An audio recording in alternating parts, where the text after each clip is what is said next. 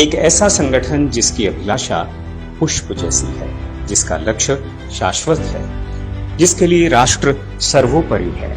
ऐसे ही पुष्पों से सुशोभित वृक्ष राष्ट्रीय स्वयंसेवक संघ है। इस वट वृक्ष का प्रत्येक पुष्प बिना स्वार्थ तन मन धन से दिन रात राष्ट्र सेवा, मानव सेवा में जुटा है।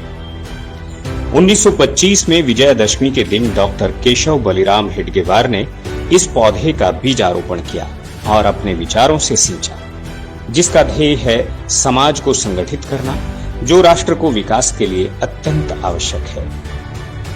डॉक्टर हेडगेवार कुशल संगठन करता थे। उन्होंने ऐसा बीज रोपा कि पौधा दिन प्रतिदिन फलता फूलता ही गया और यह पौधा आज वट वृक्ष का रूप ले चुका है, जिसकी 43 शाखाएं विभिन्न क्षेत्रों में अनुषांगिक संगठनों के माध्यम से समाज हित में समर्पित हैं। आज राष्ट्रीय स्वयंसेवक संघ के एक अनौपचारिक ढंग से पूरे देश में नेटवर्क जो है, एक संगठन शास्त्र है। मनुष्यों को जोड़ना, पद्धति क्या है, नित्य शाखा, बैठकें, घर घर में अनौपचारिक संपर्क और पद के बारे में लालसा मोह नहीं।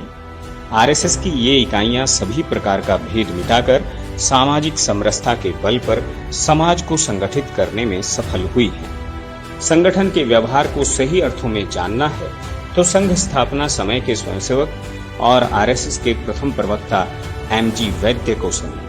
पहली बार संघ के शिविर में जिनको उस समय अछूत कहते थे वो लोग आए थे। एक विशिष्ट जाति के, उनके पड़ोस में रहने वाले जाति के लोग संघ के संस्थापक डॉक्टर हेडगेवार के पास गए और उन्होंने कहा, हम इनके साथ पंक्ति में बैठकर भोजन नहीं करेंगे। तो डॉक्टर साहब ने ये नहीं कहा कि आप चले जाइए। उन्होंने कहा, आप अलग बैठकर भोजन कर सकते हैं, मैं तो इनके साथ ही बैठ भोजन करूंगा। एक दिन वो अलग बैठे, दूसरे दिन फिर से लाइन में पंक्ति में आकर भोजन करने लगे।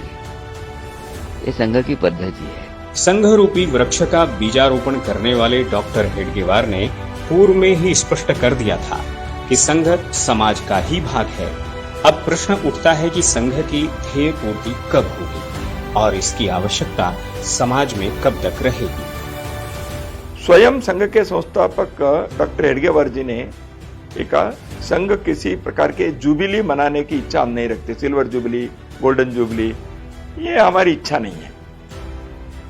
उन्होंने कहा, इसी देह से, इसी शरीर के, इसी आंखों से मैं हिंदू राष्ट्र के परम वैभव देख सकूं, यानी संघ का कार्य समाप्त हो जाए।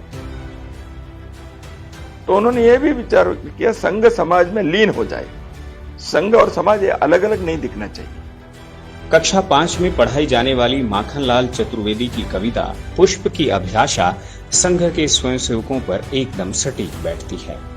संघ में कहा जाता है, संघे शक्ति कलयुगे, अर्थात कलयुग में संगठन ही शक्ति है। इस शक्ति का प्रयोग लोगों को एकजुट कर राष्ट्र को परम वैभव पर ले जाना है। परम वैभवन्ने तुमे तत् स्वराष्ट्रम समर्था भवत्वा शिशाते भृशम।